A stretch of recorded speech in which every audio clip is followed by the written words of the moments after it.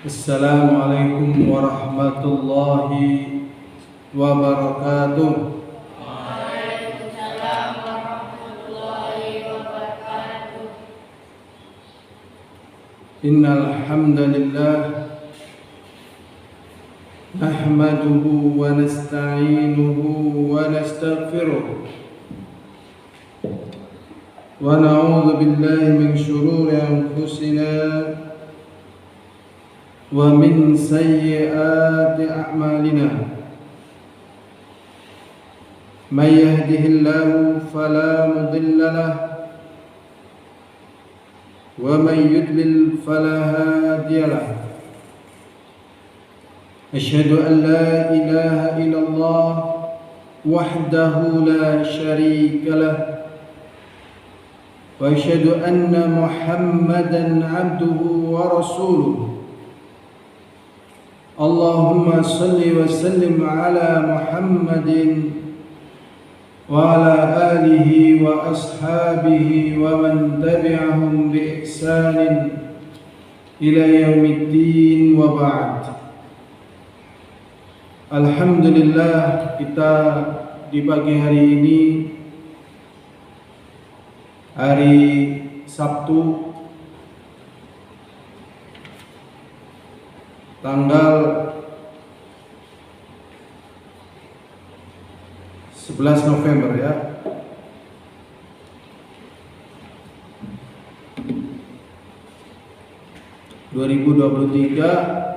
Allah SWT memudahkan kepada kita untuk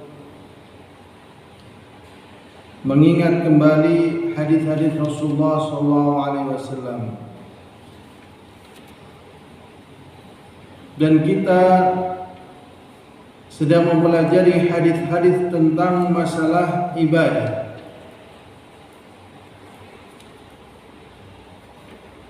Dan alhamdulillah kita telah sampai ke hadis 44. Hadis yang bertalian dengan sedekah, yaitu hadis yang diriwayatkan dari Abu Hurairah radhiyallahu taala anhu, seorang sahabat yang mulia dari sahabat Nabi Muhammad sallallahu alaihi wasallam, yaitu Abdurrahman, yaitu nama beliau Abdurrahman bin Sakhr Ad-Dawsi, sahabat yang paling banyak meriwayatkan hadis Rasulullah SAW. Abu Hurairah radhiyallahu taala anhu, beliau meriwayatkan hadis ini, sesungguhnya Rasulullah SAW bersabda, la yatasaddaqu ahadun bitamrah, tidaklah salah seorang di antara kalian bersedekah dengan satu tamrah. Sedekah artinya membenar keimanan, karena orang yang mau bersedekah,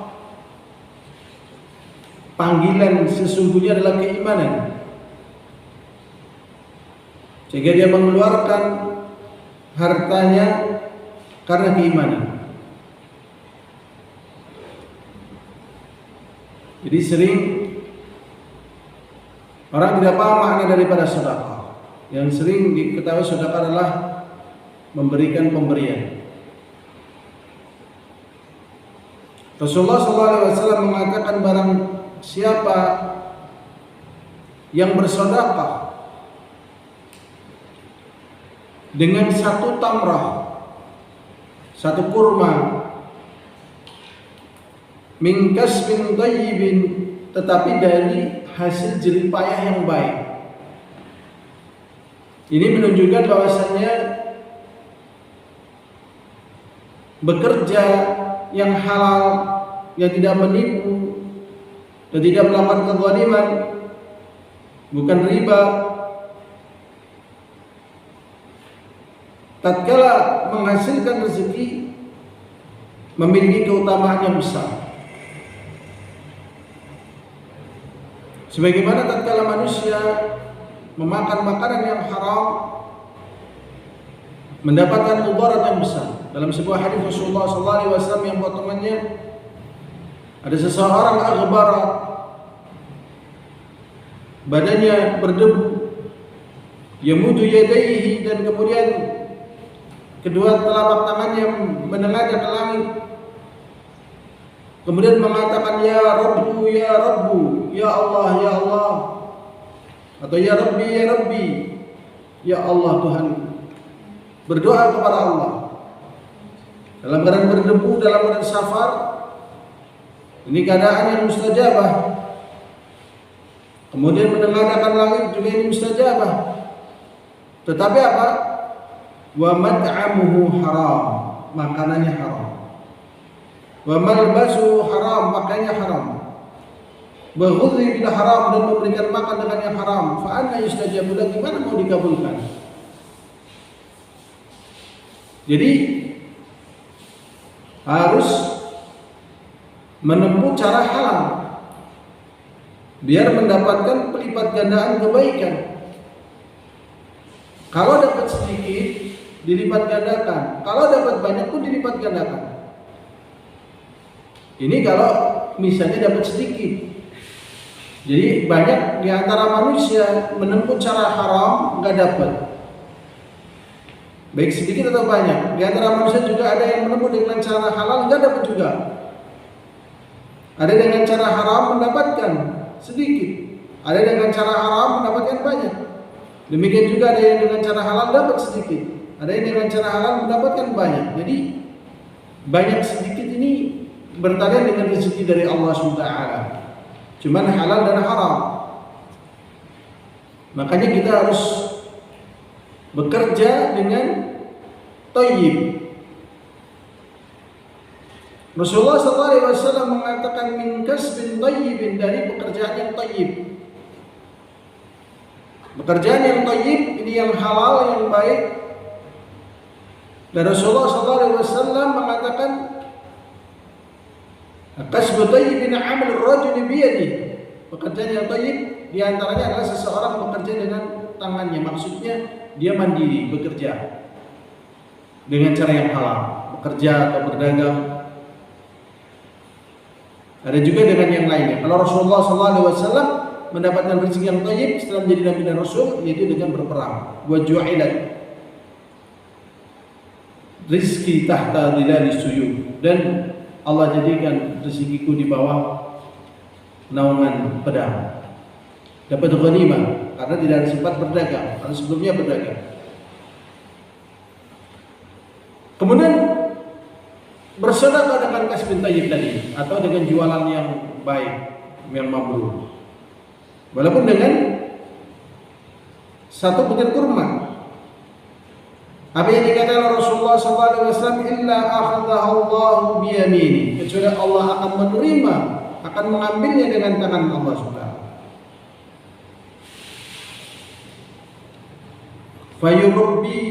Fayurabbiha, kemudian Allah merawat dan menjaganya.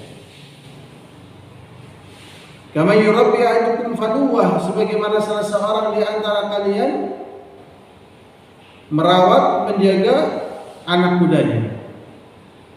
Hatta takuna mithal jabal, sampai dari sebutir kurma tadi dirawat, dijaga oleh Allah, dikembangkan sampai seperti gunung. Aw a'zam, atau lebih besar lagi. Muttafaqun alaih.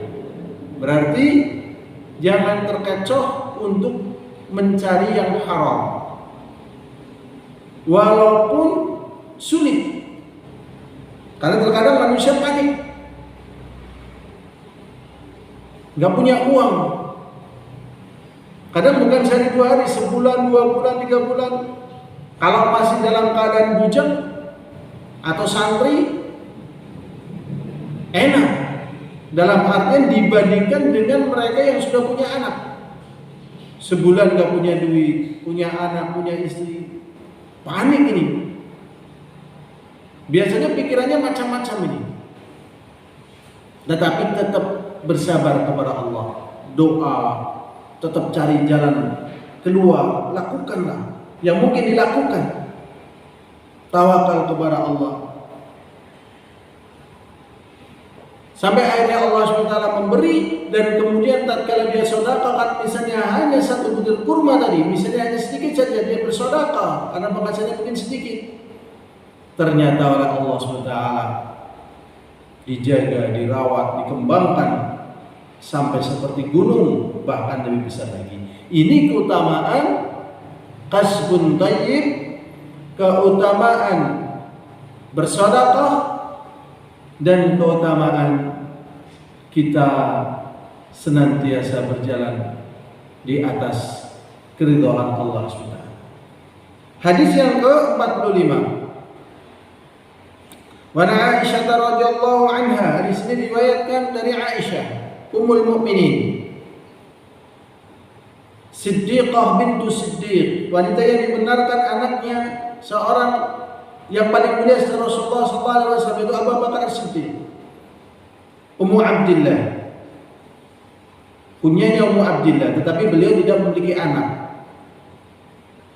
Kekasih Rasulullah SAW, termasuk wanita yang dijamin masuk surga, wanita yang banyak memberikan jasa kepada Islam, wanita yang mendampingi Rasulullah, wanita yang ujiannya sangat berat, sangat dahsyat, tapi bersabar sampai Allah SWT membela beliau. Di dalam hadithul ifki, hadis dusta yang menimpa beliau, dituduh telah melakukan perbuatan tidak senonoh, kemudian Allah melakukan pembelaan. Inilah wanita yang meriwayatkan hadis ini, yaitu Aisyah radhiyallahu taala anha. Beliau mengatakan, qala Rasulullah sallallahu alaihi wasallam bersabda, man ahdatha fi amrina hadza. Beliau mengatakan, barang siapa yang memunculkan dalam urusan kami ini, maksudnya dalam urusan agama kami ini, maksudnya yang tidak dikenal oleh Rasulullah, tidak dikenal oleh para sahabat, sebagai perkara agama, dia munculkan perkara tersebut sebagai perkara agama, fahuwa raddun, maka amalannya itu tertolak. Berarti walaupun dimunculkan Rasulullah, para sahabat, dan orang-orang yang memikul agama ini tidak ikut menanggung dosanya.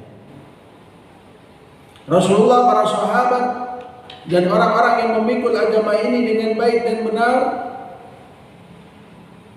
tidak terpengaruhi dengan kejelekan itu. Jadi kejelekan itu tetap akan mengenai orang yang berbuat. Tetapi ada hal yang berbahaya bagi mereka yang tidak memiliki ilmu.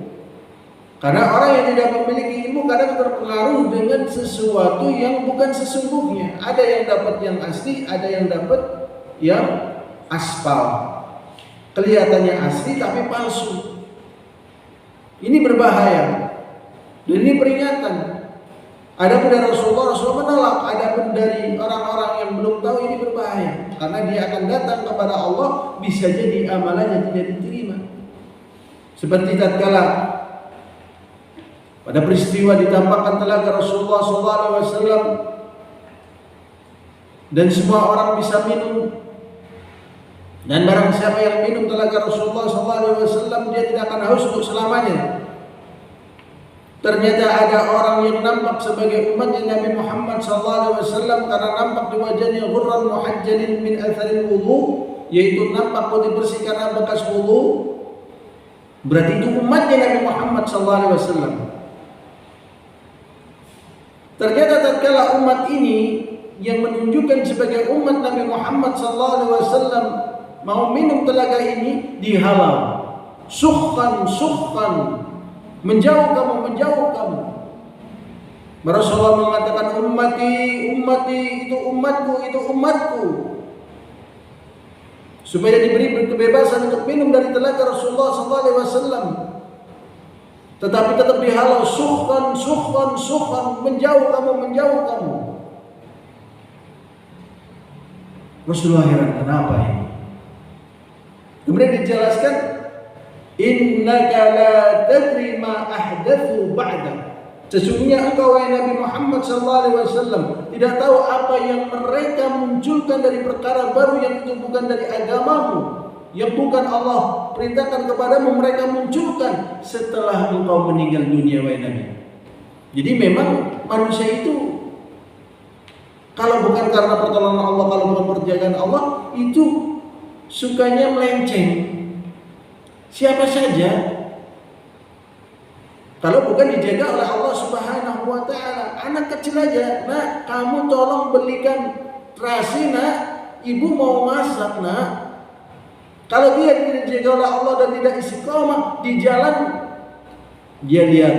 Kalau zaman dulu ada yang main kelereng, zaman dulu ada yang main egrang. Niatnya dia mau beli terasi, tapi tatkala lihat temennya sedang main kelereng, dia ingin lihat. Akhirnya ditunggu-tunggu, udah datang-datang. Nak, kok kamu nggak pulang-pulang? Kenapa, nak? Mana terasinya, nak? Lupa. Lah terasinya kemana? Nggak ada. Loh, kenapa kamu nggak beli terasi, nak? Sudah buat beli kelereng. Itu anak kecil.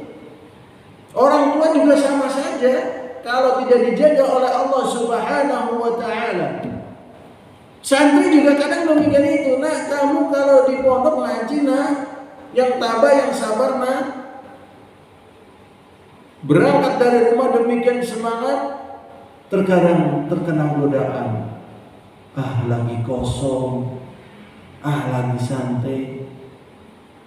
Ini pentingnya kita meminta pertolongan kepada Allah karena manusia mudah sekali berbelok. Contohnya lagi yang lebih gampang, niatnya mau sholat setelah wudu, setelah menghadap kiblat, setelah pakai pakaian yang bersih dari hadas, tempatnya, pakaiannya, kemudian takbir ihram, Allahu Akbar. Setelah takbir ihram ternyata apa? Mulai kepikiran, ini baru turun hujan, banyak jangkrik. Nantilah nyari jangkrik. Kayaknya kalau di Gombong jangkriknya sedikit, coba kita nyari jangkrik tempat yang jauh.